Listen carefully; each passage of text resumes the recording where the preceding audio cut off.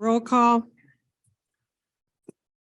Jizzle, Neal, Olson, Here. Luce, Here. Zittergruen, Here. Hadley, Here. Johnson. Here. Public comment. Is there anything that anyone would like to bring before the council that's not on the agenda? Seeing none, hearing none. Northeast Iowa Community Action Corporation Annual Report. You want to just step up to the microphone and Yep. Hear me okay? Yep. All right. Well, I'm Tricia Wilkins. I'm the CEO of Northeast Iowa Community Action. I'm just going to pass out some handouts before I get started.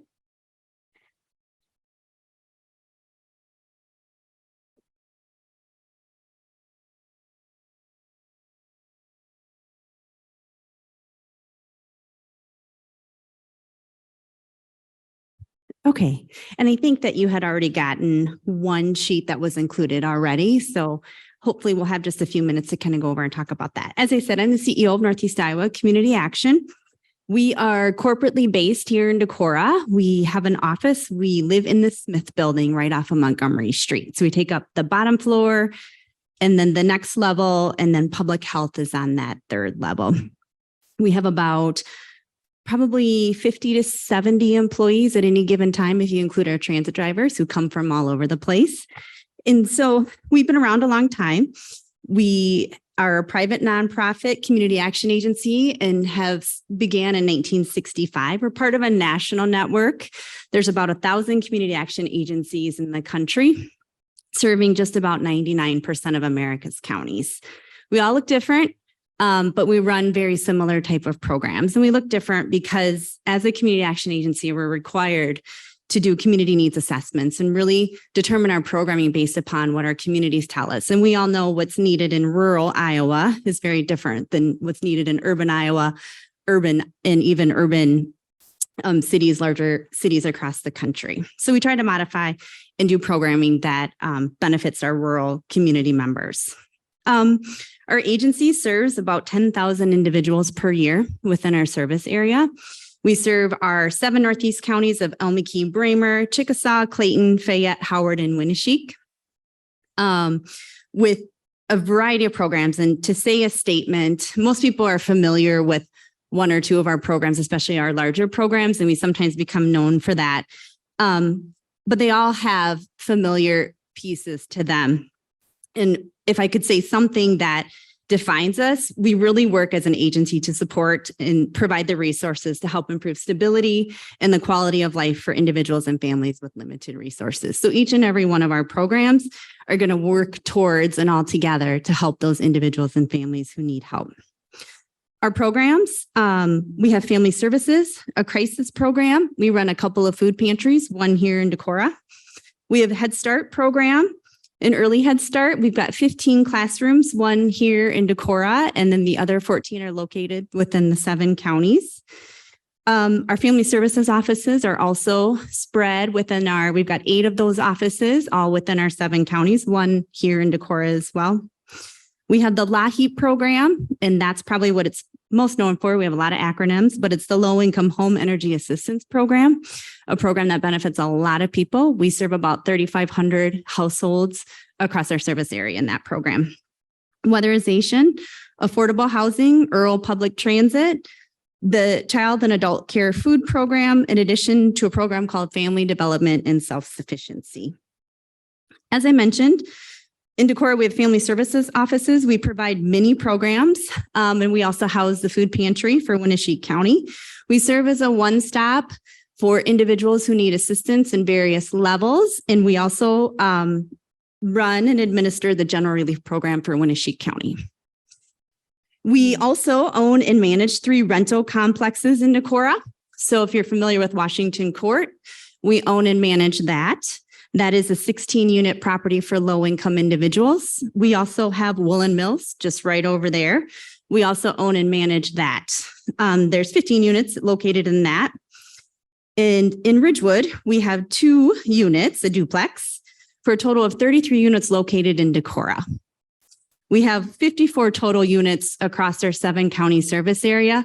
33 of them are located in Decorah, over half. I just want to go through the handout a little bit. and just kind of give you an idea. We pulled information to show the impact and benefit to the city of Decorah.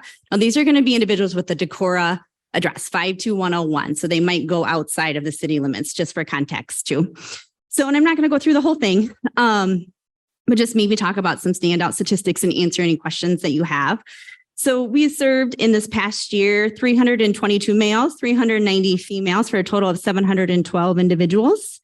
We break it down a little bit further by demographics to look at age, race, and current work status. Total with our funding, where you see LAHEAP, and we've got two lines for that. One is going to be for regular funding. The other is called ARPA, which was COVID funding. And so we were able to serve 291 households total for the low-income home energy assistance program this past year. And again, just benefit those who were living within a Decorah address. In total assistance for that was $194,499. You can also see crisis assistance. This is another service provided through our family services office. And this might be for somebody who comes in with an emergency. Perhaps they have a utility disconnect, eviction, for their past due on their rent or any other emergency, maybe a medical expense, or perhaps they maybe have a vehicle that needs fixing or new tires. So for Decorah, we were able to benefit 136 households and then provide assistance of 75,752. And what we've done to kind of added up some of those other lines that are considered to be our crisis assistance. Weatherization, we worked on one home. And then we've also got a program that is part of the LAHEAP, and it's a federal program, federal funds, and that is the energy crisis assistance. So 34 households were assisted with regular funding, in addition to 26 with our ARPA funding. Head Start, Early Head Start, we had 29 students that we assisted. And then we recently started our federal program, which I think is probably not going to continue. It wasn't in the line items at the federal level, is a low-income home water assistance program. We'll call it LIWAP. And we've got two individuals that we assisted, which isn't a lot compared to our other communities. So we want to ensure that Decorah, and it sounds like they are, because it really benefits those utility water vendors to help individuals who might have a past due bill with their water or sewer. So be sure to continue to provide referrals or provide information to those who might need that. Our food pantry, we assisted 66 households with pretty close to 9,000 pounds of food. So when you take a look, our agency was able to provide 296,000 of direct assistance. And I always include information that this is just direct assistance paid on behalf of families to vendors. Programs like Head Start, public transit, more service-oriented programs are not included with that. And we all know those cost additional money to run. So, and that kind of covers it. Any questions? Just a quick one. Go ahead. Thanks, Mayor. The ARPA related funding, it Mhm. looks like it adds up to about $200,000. I Yep. assume that that's changing. So Gone. we Yep. anticipate that to be a lower number this year. Absolutely. Thank you. Yep. Anything that's COVID related, as we all know, in our levels of government nonprofits, we're back down to pre-COVID levels for programming. Yep. Thank you. That's a good question. The disaster case management and Yep. individual grant programs, 11 households served for a total of $150. Yep. Is that like just an application fee? Because that seems $150 for 11 Yeah. households is So very little money. we are designated by the state to provide when there's a disaster. If there's a disaster declared by the governor, that's the program that comes into play. So it could just be case management services where there may not have been direct assistance provided to them. They have to qualify for the individual grant program, and there's qualification as far as income. There may be insurance that is covering a damage for a disaster. So it just kind of turned out that 150 was all that we were able to assist with that within the program scope and the program rules. It would just seem like $150 and 11 households wouldn't cover your paperwork No. fees. I know it doesn't. We get paid administrative dollars through those grants too Okay. for our staffing, but yeah, you're right. speaking for administrative, when we have our funding requests that we rely on from our communities, we often are provided enough for our direct assistance, especially at the federal level. But where we always run short and have for many years is within our staffing. It's the administrative costs for us to be able to provide the service. And when they provide the level of rules that they do, that we must ensure that we meet, it costs us staffing to do this. And so thanks to census, we are going down. That's how oftentimes our funding is calculated. So our federal funding continues to reduce, and anybody who runs businesses knows that our business costs go up. And so we sort of see that gap. And that's where we do really rely on our communities and ask for that funding, because it's very appreciated and very needed and used. And I understand the questions and the uncertainty that everybody faces. But if there would ever be any potential for reconsideration, we know that we would really utilize and appreciate that. I see at the bottom here, you got one Jumpstart home. What is that? What is a Jumpstart home? A Jumpstart home, I won't be able to define it, but I think it was way before my time, Okay. but I think it was probably with Habitat for Humanity, perhaps a partnership with them. Yep. And when you see, and we don't have as much in Winnebago County, but we also have what we call lease purchase homes, where we build a brand new home and then rent to a family who qualifies, with eventually them coming out and purchasing the home and us pulling back and stepping away with that. And I assume that probably was a similar type of program with that. Thank you. I had a question about relationship with Earl. So I know that Yeah. you provide support and resources. Do you give them a certain budget every year, or what is your relationship with Earl and how does that work? That is a program that is run by our agency. It is run by your Yep. agency. Yep. Okay. So it falls underneath our umbrella, as many of the other programs that we have. So their budget is determined by the federal and state DOT, Department of Transportation. In addition to, we often do medical transportation trips, and we will bill insurance companies, Medicaid, Medicare, for them to get paid for their services. So my question is, because that is a line item that we have helped contribute Yeah. to. And I'm Yep. curious, what % of that budget do they get from the city directly, or what is their total budget? If you can answer that. If not, could you get me that information in terms of understanding the amount of money that we're giving to Earl and what? Yep. If I could just explain what the program is too, I think Sure. it provides a little bit more detail. I think it's 14,000 that the city has contributed over the years. So what that is it's a partnership that we have with Hometown Taxi. And this relationship, I think, has been going on for a long time too. And it comes through us, and we provide a contract. They're a subcontractor, subrecipient with us. And what it is Hometown provides rides to elderly individuals in Decorah who are 60 plus.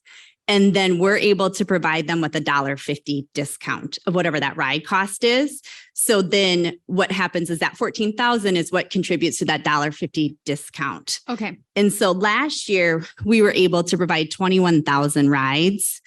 And what the benefit to Earl is, we get to count those rides when we report to the state. So that is all figured into our allocation for our public transit system.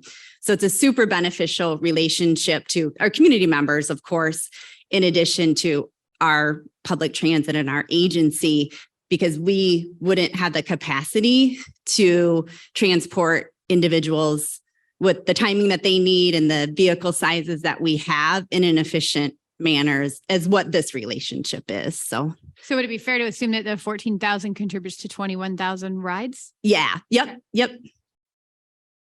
Was there additional information Nope, that I that's wanted? helpful. Okay. Do you know if either of the major medical centers in town also contribute to that? I mean, a lot of these rides are to take people to and from appointments at the hospital or Gunderson Clinic. The relationship Yeah. that we have with Hometown. I couldn't tell you off the top, but I would be surprised if it wouldn't, considering a lot of it they'll transport anywhere. So medical appointments, I would have no doubt could be a part of that, but I don't know that off the top of my head. It was interesting to hear that you bill. I didn't realize that or you bill back to Yep. insurance. Yep. What's the delineation for Earl versus hometown taxi in that equation for a non-medical or for a non-emergent medical transport when you bill versus when you don't? With your relationship with hometown taxi, Oh, okay. could you also be billing for those non-emergency medical transports? We wouldn't be, no, because what the clients are doing, they are contacting hometown themselves directly, arranging for their rides, and then hometown keeps track of the data of what the criteria and qualifications are, and then they will bill us for the $1.50 or how the ride is. We wouldn't be billed for any of those particular. Is that what your question is? Am I answering that? Okay. If I were to call Earl and schedule an Earl ride. Yep. For a doctor's appointment, which would be non-emergency medical Yep. transport. I'm not old enough. Yeah, thanks. If I was old enough, you would bill insurance. Yep, we certainly could. It depends on if there's insurance that qualifies for that. Right. Um, What, do you know your reimbursement rate percentage? Like, is that a guaranteed reimbursement, even if it's at a low level? no, No? No. Okay. no. I mean, we're usually working with Medicaid. And so those are who we're billing from. We've got separate contracts with each of the MCOs, and we're getting to a little bit better place. But no, I would say. Okay. I'm just trying to think if insurance would pay more than the $1.50 that we're contributing per trip, Right. you know, if hometown can delineate the rides to medical facilities and whatnot. you know. Yeah. And I think I think the first question with that is if the majority are private paying, or if they, what type of funding source is originally paying for that ride. Sure. What- But you must have that same data if you're using it for Earl, right? Like you would know what that person has for. Yeah, exactly. Yeah, absolutely. And most of it, again, it's going through MCOs, usually those companies. So, right. You're billing them, a Yep. third party. Yep. right? Okay. Okay. Thank you. I'm happy that you came and spoke Yes. to us. We'll look forward to maybe seeing you again. Okay. You're right. That was not an easy decision. Oh, I understand. fine. Absolutely. And it's with the current legislation and things that have just been passed in a couple of weeks, Right. it's still going to be very hard. Yep.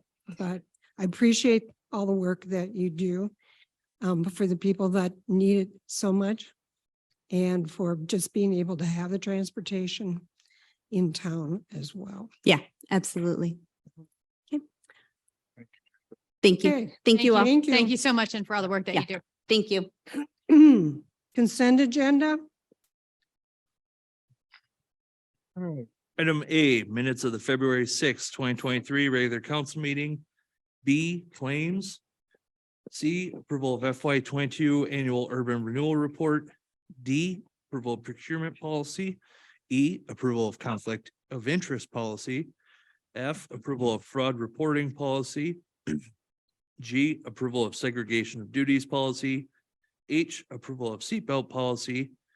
I, award of airport ag land lease to Daryl Hubden for $2.35 per acre for row crops.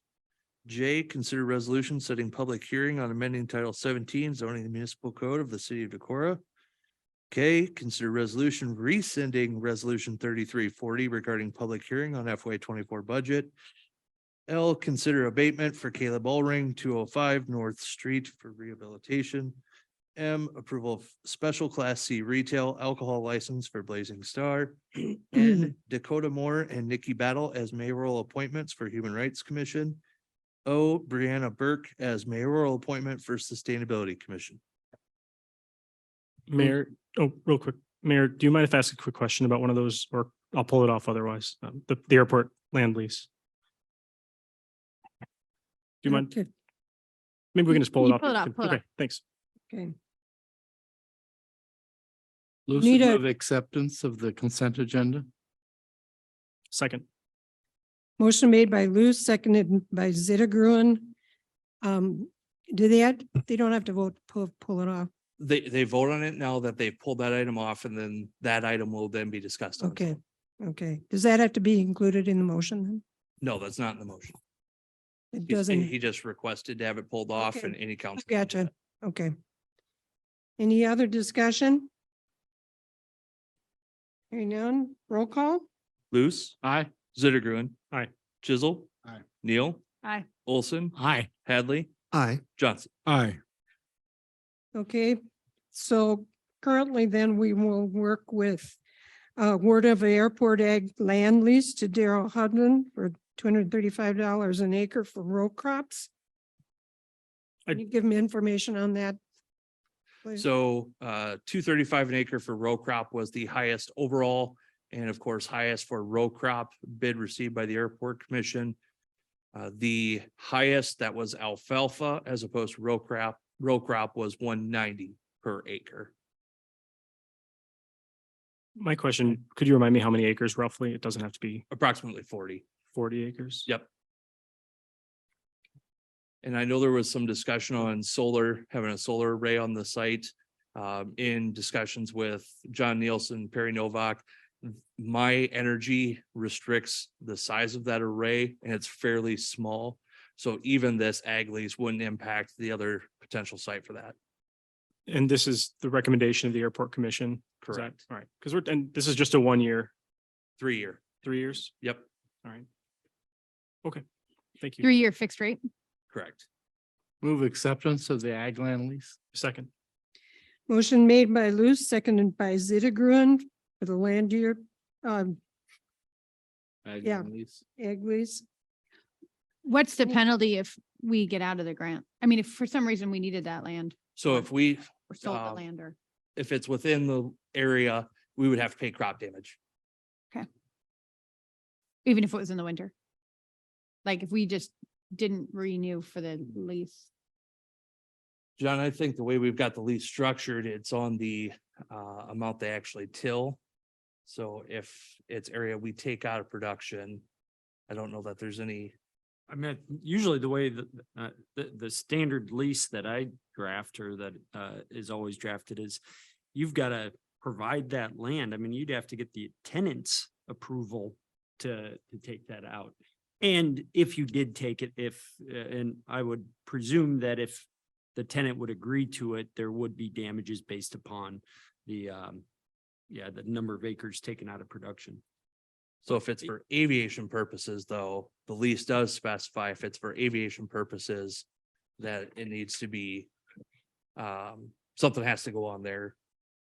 There is I know there are crop damages as part of the lease. Yeah, there's crop damages, but, You don't I- think it's, That would be, Yeah, I wouldn't don't that be think- I more don't like if think a you could plane just- went down or something like that? take it out. I don't think you just unilaterally say you can't farm these acres now, okay.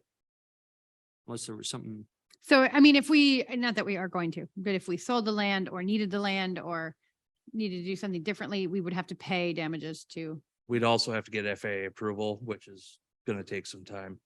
Okay. They don't like it when you sell airport land. Any other discussion? Roll call? Luce, Aye. Zittergruen. Aye. Neil, Aye. Olson, Aye. Hadley, No. Johnson, Aye. Chisel. Aye. Motion carries. Discussion and possible action on alley assessment policy. Any of the background on that? Yeah, Please. so included in the packet is a formal policy for consideration of council based on the discussion at the last council meeting. It does have placeholders in there for streets, sidewalks that we will draft and have for council consideration at a later date, but did want to look at possibly putting a policy in place for alley assessments before moving forward.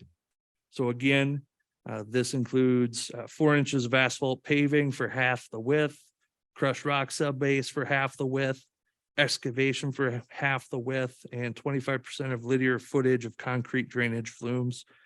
That would mean the city would cover 50% of the costs, and the two dividing properties would split the remaining 50. If it's applied to this year's project, that would equal approximately $39 per linear foot and cover approximately 25 to 30% of the total project.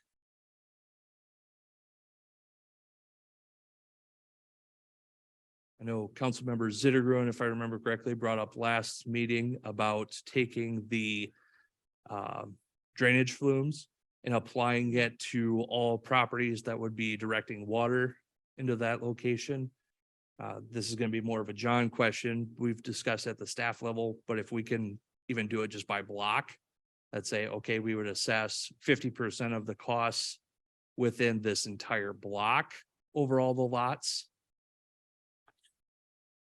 So the language that's used in the statute and case law is you can assess based upon the special benefit. So somehow, and there isn't a whole lot of guidance about how you determine who's specially benefited by that compared to the general public. So somehow your engineer is going to have to be able to verify, yes, this benefits just this block, which, if the drainage is just between two streets, it seems like you could probably do that. And that's why we would go within one block, because yes, that whole intent is to get that water from whatever the high point of the alley is to either end to the street. So if we can go with one block segments, that's probably as wide as we can get. Yeah, I continue to be in support of that kind of language being in this policy, just spreading the pain. I mean, I know we're not talking about a huge amount of money here, but these assessments, come as nasty letters to people. It's a surprise. And I think to the extent that we can spread the cost of the drainage to the people who are benefiting from it, we ought to. I know I benefit from the sewer drain that's not in front of my house. It's down the street a ways. I'm glad it's there. Not the sewer, the storm sewer drain. Really glad that thing's there, actually. So. I mean, unless you think that would needlessly encumber staff or make this a difficult policy to enforce, if that would add a lot of administrative burden or engineering time, then I could see an argument for not. I think the hard thing is doesn't everyone benefit? I mean, that's the problem with city and alley and all of those things. When you say you benefit from the storm sewer drain, well, so do I, because if that area floods, even though I'm not anywhere near it, I benefit. Like there is sort of like we all benefit by anything done to our streets. Well, and that would be why the city would cover half the costs associated with the Right, overall. right. flumes. But I'm saying to extend it beyond, like I can see how that makes it messy, trying to determine beyond the actual people right next to it. If you have to go beyond that, I can see how it makes it messy. Wasn't that what you were saying, Steve? Just No, he was saying we extend should it to the consider. people that are along that alleyway?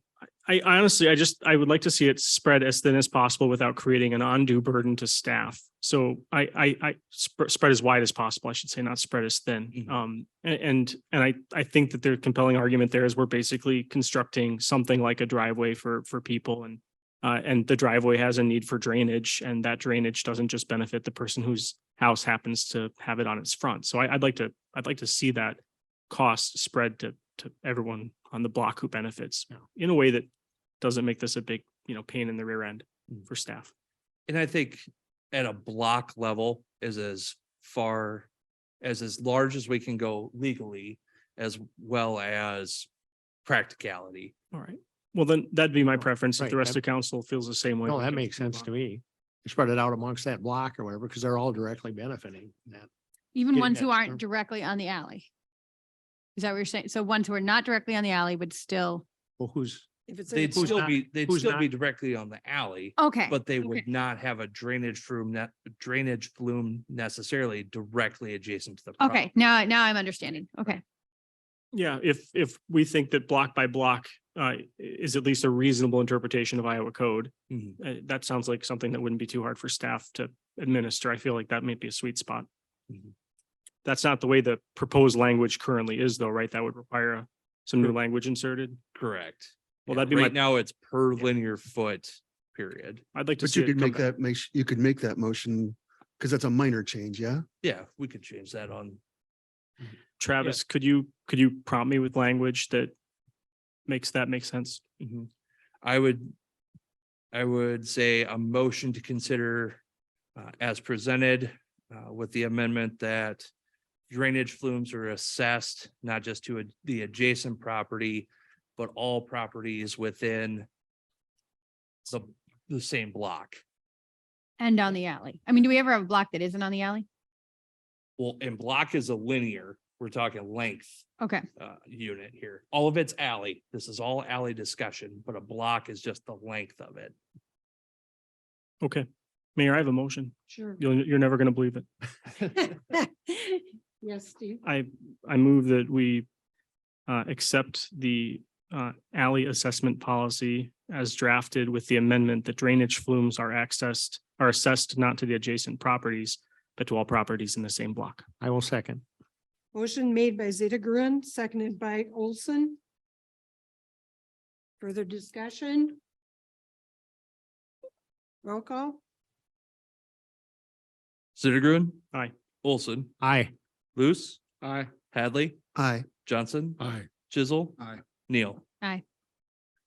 Motion carried. Consider resolution approving plat, preliminary plans and specifications for the Decorah 2023 alley improvement project.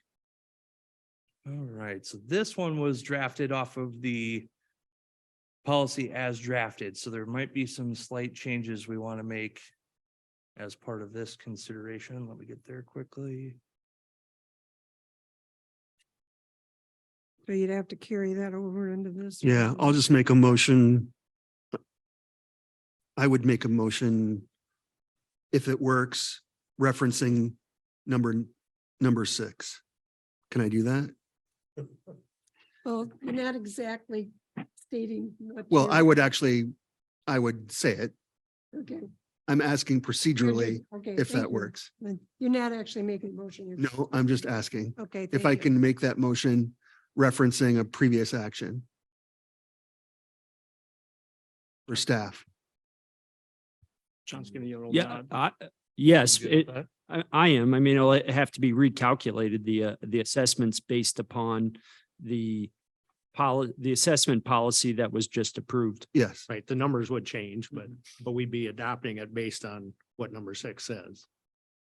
I would move for approval of the resolution approving plat preliminary plans and specifications for the Decorah 2023 alley improvement project with the amendment of the assessments follow the newly adopted alley assessment policy of the 20th. Second. Motion made by Hadley, seconded by Olson. Roll call? Hadley. Aye. Olson. Aye. Luce. Aye. Sittergren. Aye. Johnson. Aye. Chisel. Aye. Neil. Aye. Motion carried. Consider resolution approving non-sufficient funds policy. All right, this, I apologize, I can't remember when this came up in our conversation. I think it was a budget work session.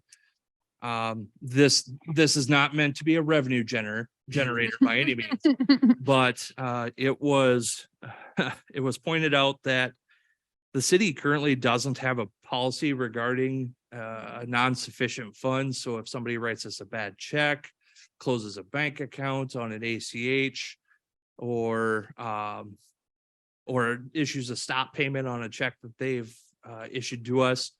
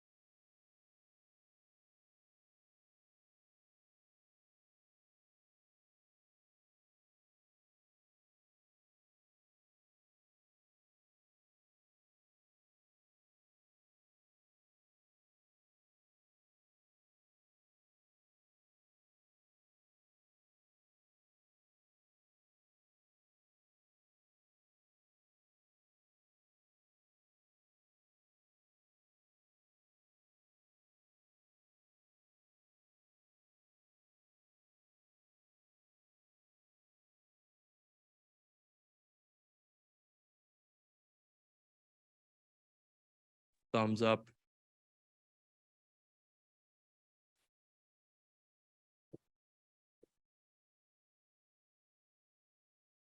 Okay, they can hear me. Thank you. Let's see here. So. First 150,000. Yep, thank you. So the first 150,000 of all commercial properties are only assessed at the residential rollback, or excuse me, taxed at the residential rollback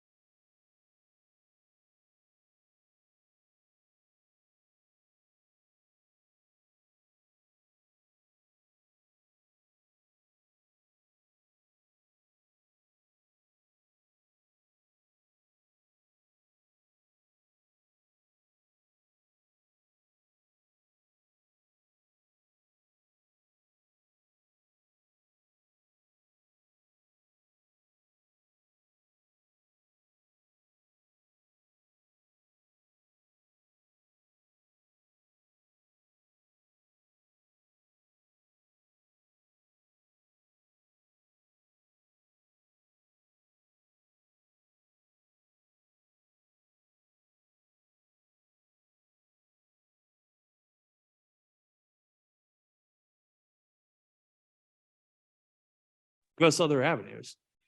For example, one of my takeaways from Kansas was the flexibility they have down there.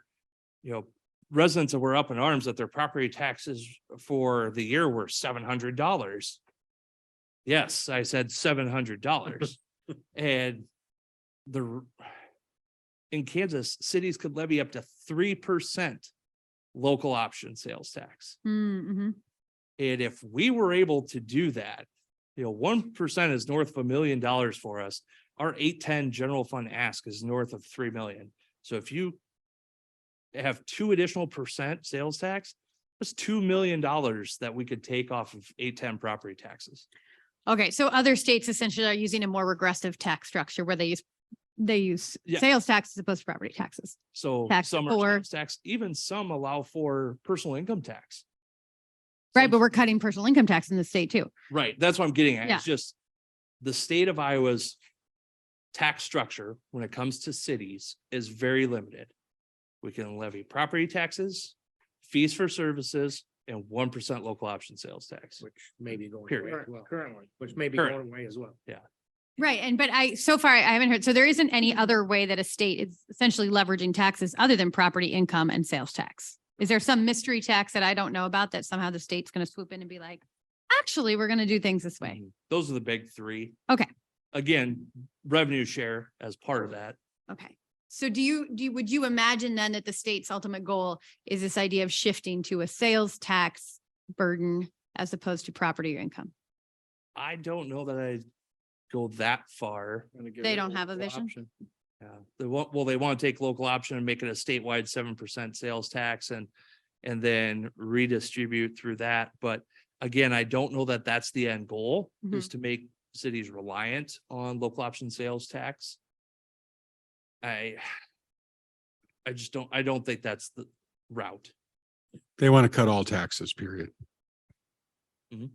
I mean, I get that. I'm just trying to figure out what's the vision there? We call those revenues, they call them taxes. Right. Correct. Or we call them services is what I call them. Well, that's I call that them too. essential public service. Okay. Well, thanks. Just stay tuned. It changes weekly, if not daily. Yeah, I'll just quickly point out, again, I'm not going to beat this horse, but 1124 is out of subcommittee, now in committee. That's the one that would put a hard cap on the additional dollars the 810 levy could generate, as well as create a combined general fund tax levy.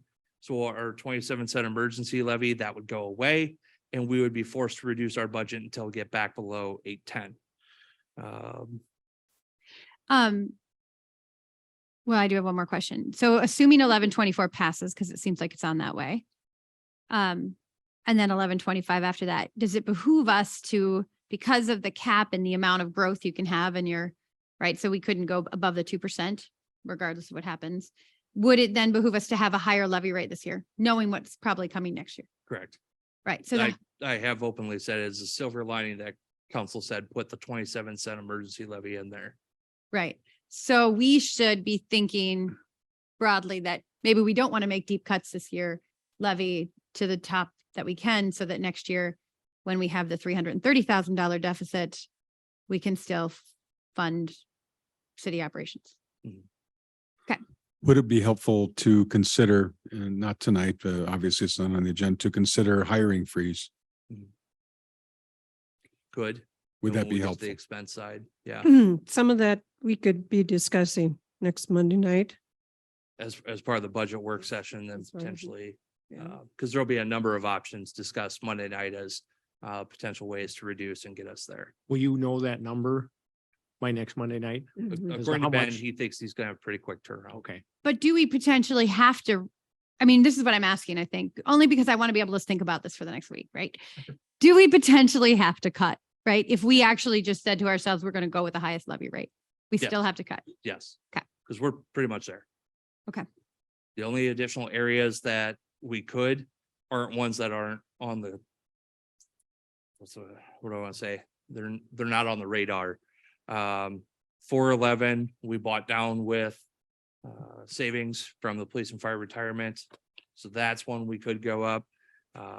Debt service, we bought down with local option sales tax. So that one, even if we wanted to increase that one, debt service is not part of their issue at this point.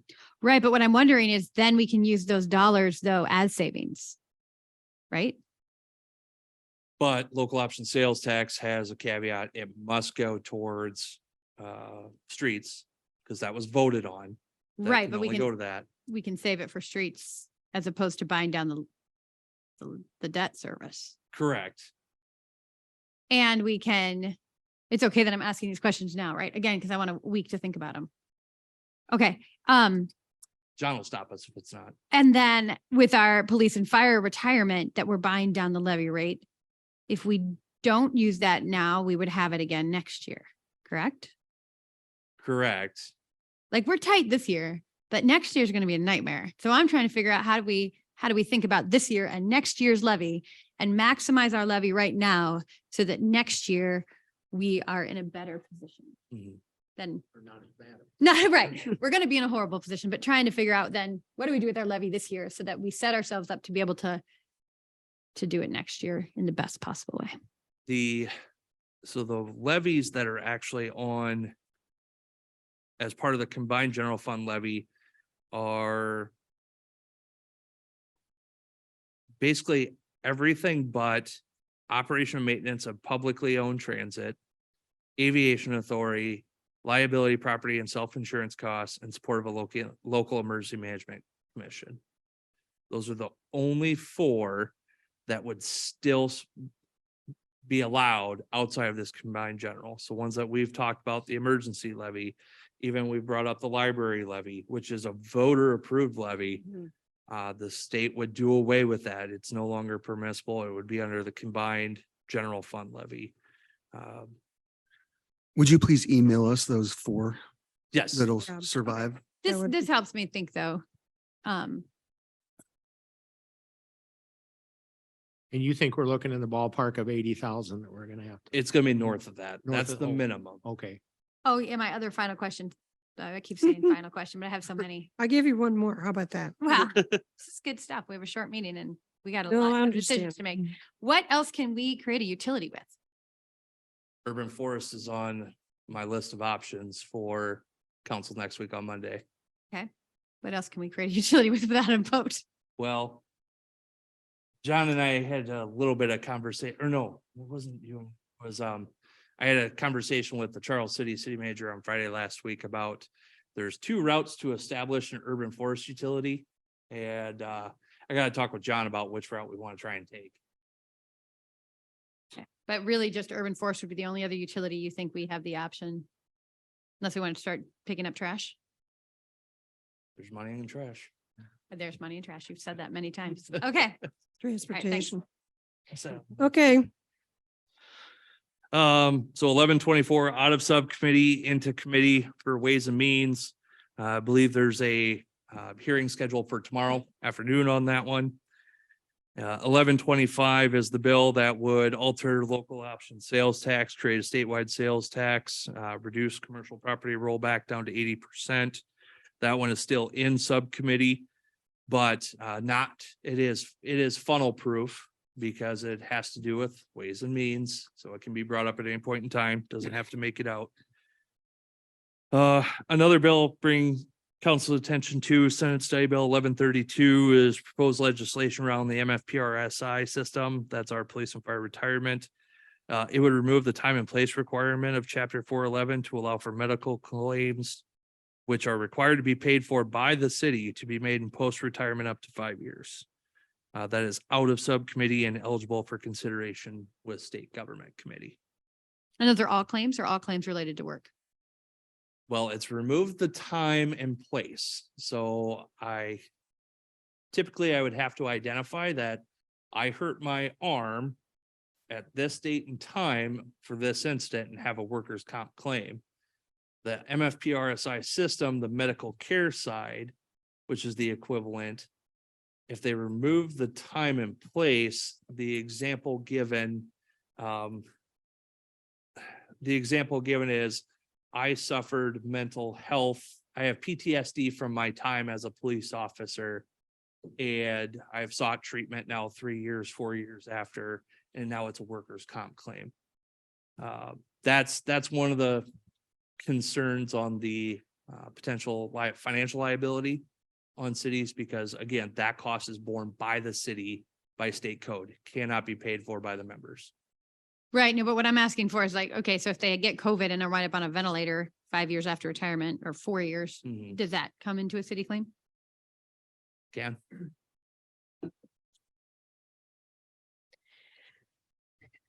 Okay.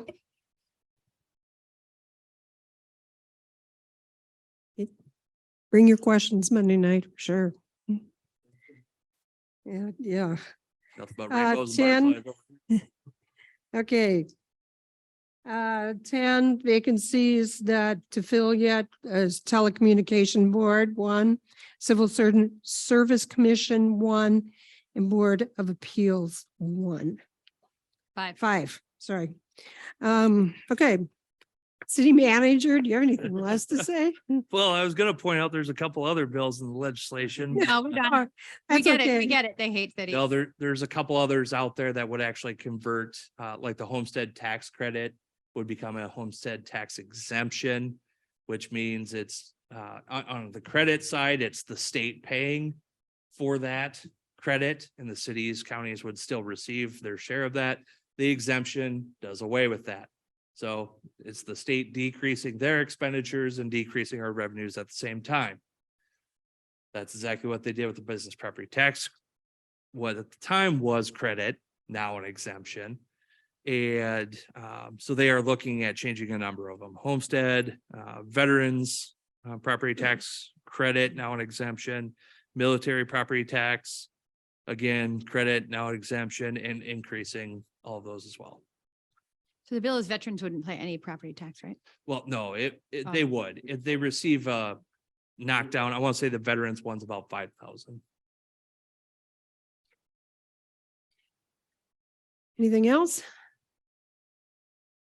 I'll stop. Okay. Well, Carrie? as long as you talk about the rural housing survey. Oh, no, Okay.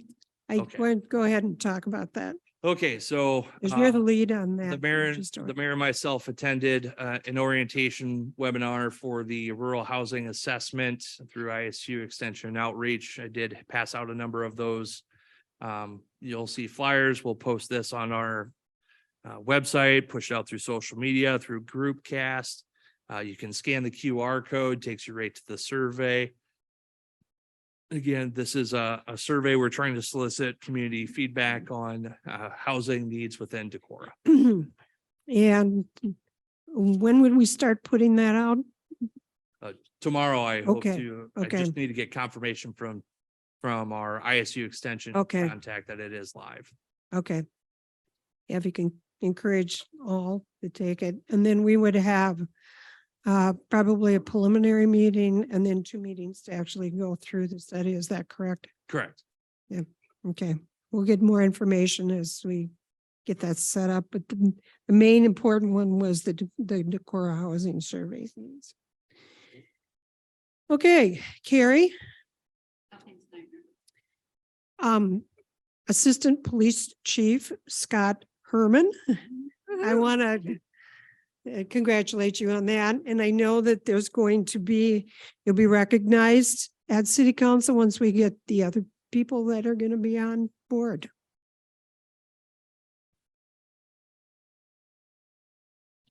Thank you.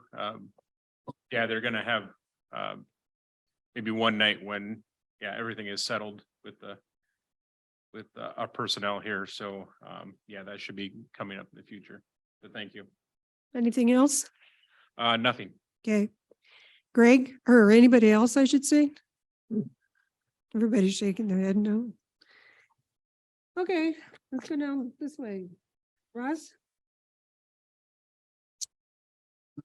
Attended a session at Luther College regarding their campus planning efforts and learned about some ways that we could potentially collaborate with Luther as far as improving safety to ingress, egress of the campus and some visioning things that they had done.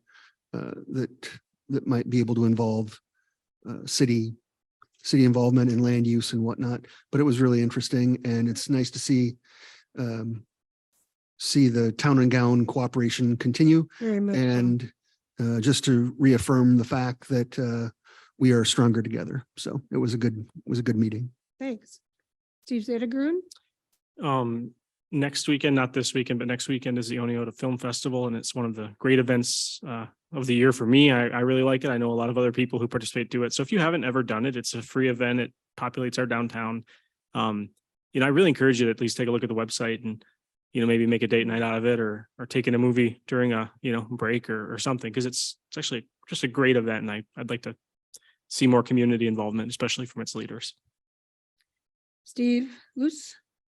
I would especially encourage you to attend a film called The Bridge, made by a filmmaker from Cedar Rapids, about two young men who live in neighboring houses who are of different, shall we say, persuasions, who get along quite well, whose fathers are at arms to each other. And so they actually string a bridge plank from one house to the other. It's a short film, but very 1:00 at the Driftless Yoga Center on Friday, and then VFW on Saturday, same time. It's a short film, but I encourage you to go. On Friday, I received an email from the Iowa Hunger Coalition that are quite upset about Senate Study Bill 1105, which has the same impact as House File 5 in terms of how it deals with SNAP benefits, establishing a asset test. So maybe if a family has 2 cars, they would lose their ability to have SNAP because of their wealth, supposedly. Iowa's one of 36 states that did not have an asset test for SNAP. SNAP is a federally paid for, 50% administered by state and USDA, I believe. It's a really horrible bill. So I encourage you to not have people who are fighting poverty and hunger to be kicked off their SNAP benefits and support they receive to get food that they may not be able to afford. I've seen it through legislative process of the tax. Now it's impacting poor people directly. They have no morals, I would call. And you can quote me on that. So I'd ask you please to contact your legislators. It's coming out of the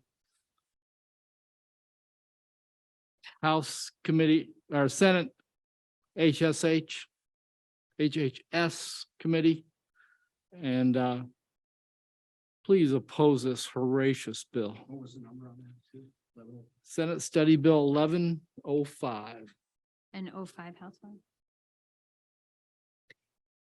Anything else? The days are getting longer. Okay. There's light. Thank more. goodness. Yes. Thank God for light. Yep. Kirsten. A couple of Fridays ago, they had that wind down for Decorah. It was well attended. My wife and I went down, walked through town. The farther we got into town, the more and more people we kept seeing. So by 7:30, the places were pretty well packed. So it was really a good turnout I think we had for that. I'd like to congratulate the Decorah High School girls. They beat West Delaware over the weekend. And they play tomorrow night. They play Mason City, and I think the winner goes to the state tournament. So if you can make it down there, they're playing down here at the high school gym. You can make it down there to see them. That'd be great. There will be a utility committee meeting before the next city council meeting on March 6th, I think that is.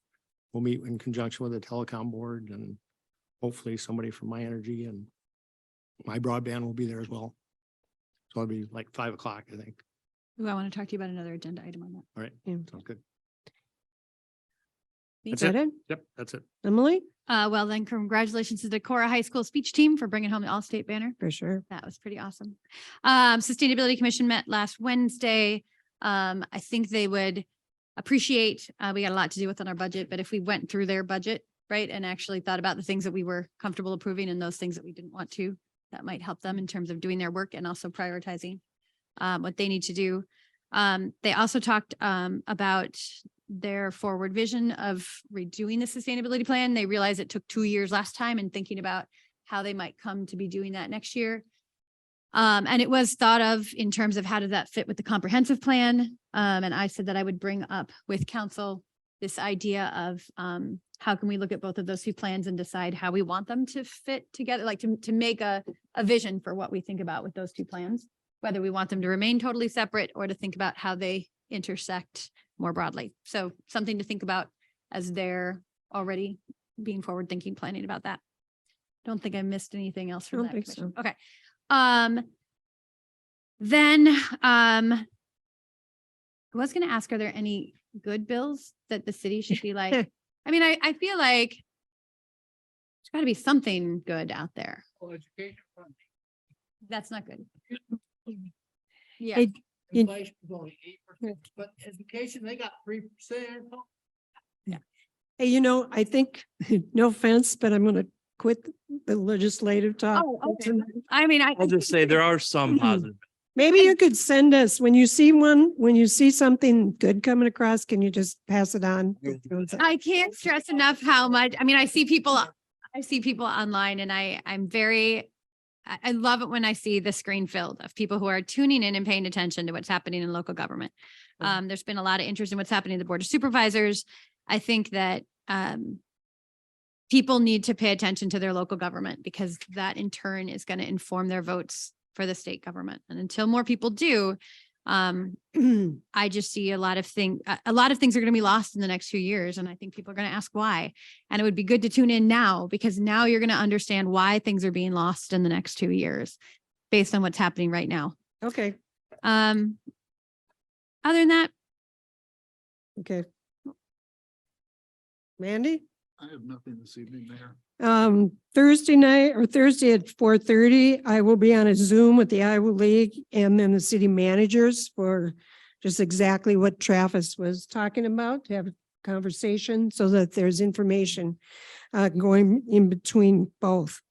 I want to just pass on how much I appreciate the work that this council is doing. Also with the department heads, it's not easy, but I know between all of us, we can put our heads together and meet what we need to meet for the city. Anything else? Hearing none? Thank you.